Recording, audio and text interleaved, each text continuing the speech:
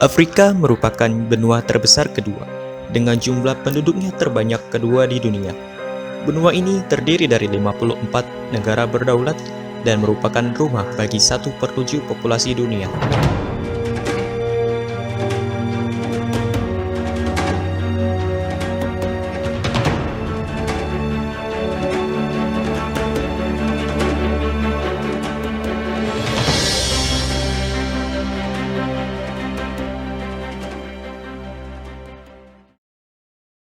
Dalam sejarahnya, Afrika sendiri telah mengalami berbagai polemik sejarah, baik dari politik, The runoff election will be held on December 28. ekonomi, maupun sosial. Penjajahan, revolusi, perebutan sumber daya baik alam maupun manusia, kolonialisme, politik apartheid. One of the key to apartheid strategy is the Group Areas Act, which delineates in the country the places where white people, black people, coloured people, Asian people can live. Serta program-program filantropi turut mewarnai dan membentuk Afrika yang sekarang.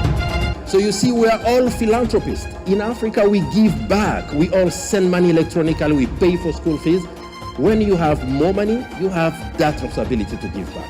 Tak ayal, hal ini menjadikan Afrika memiliki banyak sejarah gelap dari masa ke masa.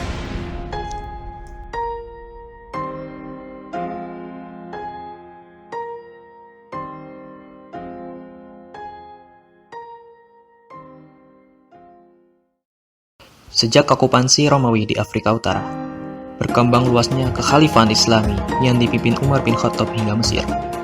Jatuhnya kota megapolitan Alexandria ke tangan umat Islam, runtuhnya kekhalifahan Fatimiyah, Turki Utsmani, dan berlanjut pada okupansi Eropa.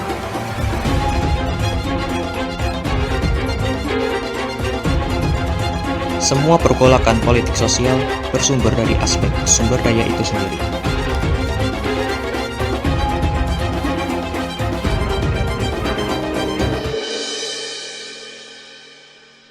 Dari segi sumber daya alamnya, Afrika memiliki sumber daya alam yang besar membentang sejauh dengan daratannya.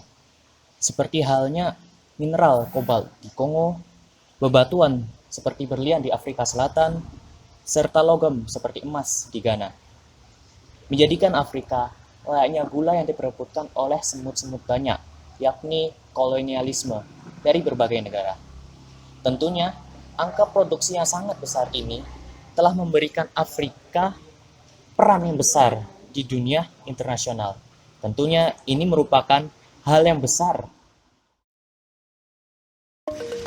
Pada tahun 2005, Afrika telah menyumbangkan setidaknya 73% produksi berlian, 89% emas, 16% uranium, 92% platinum, 5% batu bara, 5% tembaga, 5% aluminium, 2% baja, 9% bauksit di dunia. Maka, dengan jumlah produksi yang sangat besar ini, menjadikan alasan bagi banyak negara untuk mengkolonisasi Afrika.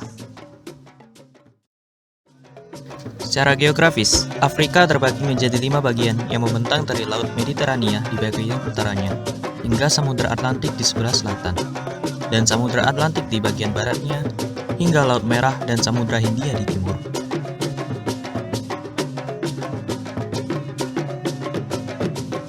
Letak geografis Afrika yang terletak membentang menutupi lajur laut dari Eropa ke Asia, menjadikan Afrika menjadi objek pertama dari praktik kolonialisme Eropa. Negara-negara Afrika tidak lain merupakan hasil dari bekas kolonialisme Eropa. Batas-batas negara secara jelas menunjukkan dasar kedaulatan yang diwarisi oleh negara-negara kolonial. Sudan Utara yang dikolonialisasi oleh Inggris dengan latar belakang Arab dipaksa bergabung dengan Sudan Selatan yang dengan mayoritas kulit hitam non-Muslim. Christian and animist South Sudan had little in common with the Arabic Muslim North.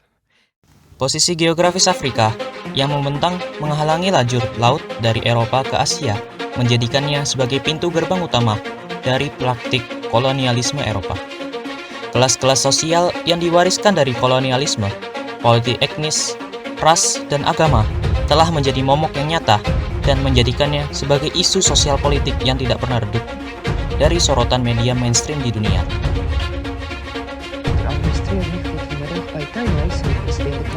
Tentunya, Afrika telah menjadi kiblat contoh pergerakan anti-rasisme dunia yang ditokohi oleh Nelson Mandela dengan pertentangannya terhadap praktik politik apartheid di Afrika Selatan. Di samping itu, kondisi Afrika yang memiliki sumber daya alam yang melimpah juga menjadi faktor Afrika untuk turut mempunyai pengaruh yang signifikan dalam kancah politik dunia. Tentunya, jumlah persentase yang tinggi dari hasil produksi mineral, logam, dan bebatuan turut menjadi pilar-pilar fundamental penunjang perekonomian dunia. Tentunya, dari semua faktor ini telah menyimpulkan bahwa Afrika mempunyai entitas sendiri dan mempunyai power yang tersembunyi.